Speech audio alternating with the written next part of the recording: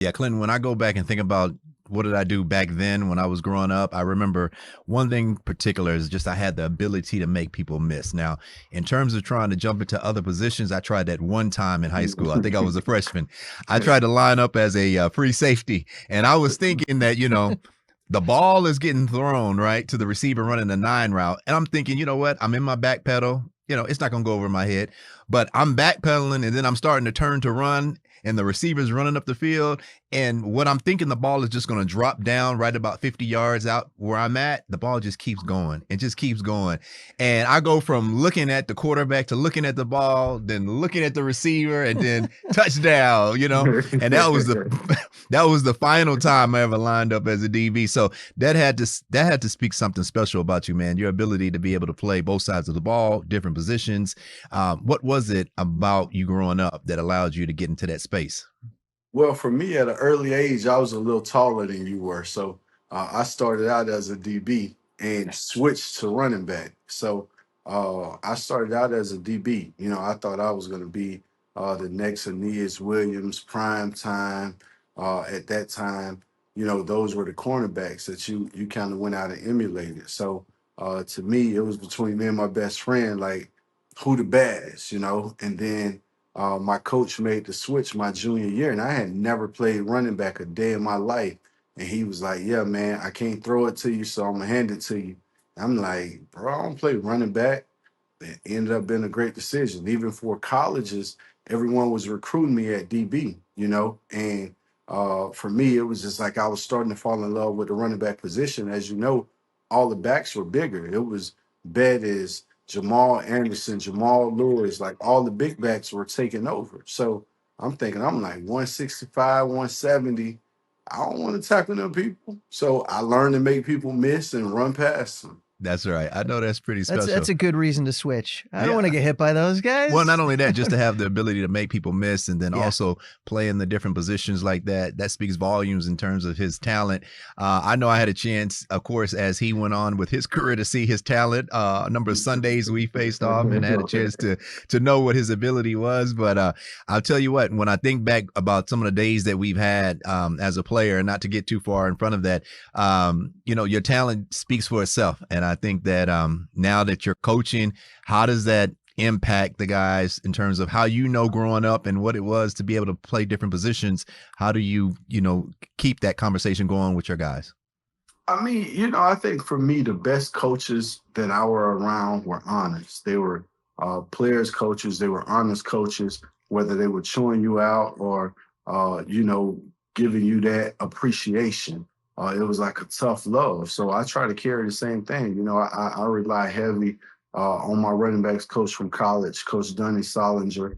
Rely heavy on guys that played the position. I would show my guys your film. I would show them the Damian film, Edge, Freddie T. Like, you talking about being a back. I don't care what's your size, where you from. Here go the backs to watch, Um, and just to, bring up the past, those games that we played against you all were probably, having you and Dante Hall on that sideline, like ignited me. It did something to me. Like it was a challenge. And I didn't get the opportunity to stop either one of you, but it was just a challenge of whoever had the best game out of us gonna win. So if we go back and we look at any of those games, I think my moves were quicker, they were more precise.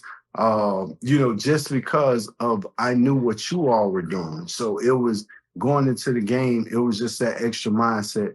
I got to do above and beyond, although I knew I had teammates that we could count on too. It was just when I get this opportunity, man, I got to be more exciting than Dante Hall. I got to have more yards than Priest, like whatever it's going to take to get us this W. So that was like one of my favorite challenges, going against you twice a year, having that luxury, and you all having the number one offense. And I just used to sit and look at your O line like, wow, here comes the toss sweep. And lo and behold, here it comes. You out there. Yeah, T. Rich and I, we talked about the toss crack. That was one of our favorite plays. For you as a runner, what did you specialize in terms of what did you like to do? Did you like to run the perimeter, or did you like getting inside the A and the B gap downhill? Well, in Denver, it was the scheme was it was like you've been an amazing scheme. In Denver, it was the same. Because a couple years later, I got that opportunity to be in the scheme that you came out of, and I hated it. I hated all the shifting. I hated the run from receiver on the opponent's sideline, to line up in the backfield, to run toss to our sideline. Like that was too much movement for me. And I'm thinking like, shit, Priest had to be in outstanding shape. Priest and Larry Johnson had to be in outstanding shape to do all this shifting and then come and run toss back the other way. So for me, I loved outside zone, inside zone in Denver, but it switched when I got to Washington because it was like downhill. In the AFC, it was scheme oriented. So we hit daylight, it was off to the races. In the NFC, it was like I see 11 people in front of me, and all 11 know I'm getting the ball. All 11 coming downhill. It's just collision based. Yeah, I know that's right. All right, before we move on from this specific thing, I do need to know, Clinton, was there a moment in time when you were watching Priest do his thing and you were on the opposite sideline that maybe just for a second you were like, Coach, put me in at DB, I got this? No. Not at that level. You're going to stay at running back. If you go back and you watch those games, you look at Priest and Dante Hall, what they did. I think Dante Hall shook our entire defense on one of those plays. You look at Priest, bro, it was like he go out, you like, yeah, boy, I got one up. And he off to the races. You like, man, I'm back up. Like, I got to top it. So if you look at those games, it was like the game prior to the 5 touchdowns, I had 4 against the Chiefs, but I think Priest had 3. So it was always like, I got to one-up him. Like, I got to do better than him. And they had the number 1 offense, so we knew how they were coming. So, it was just always one of those battles. And just out of appreciation, I used to watch Priest at Texas, and I used to think, like, everybody was Ricky Williams. I'm like, shit, this other back going crazy, So for Baltimore, Kansas City, I always been a Priest Holmes fan. So to have this opportunity to be on the pod, man, it was great, and I appreciate it.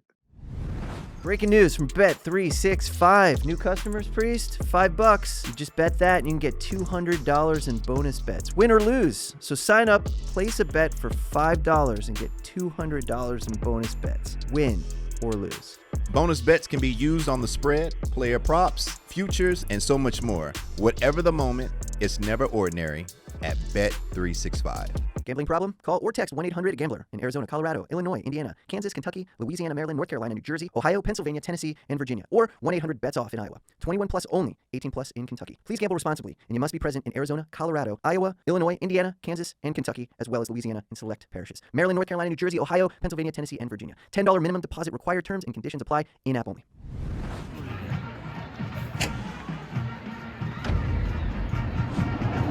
This has been a Playmaker production.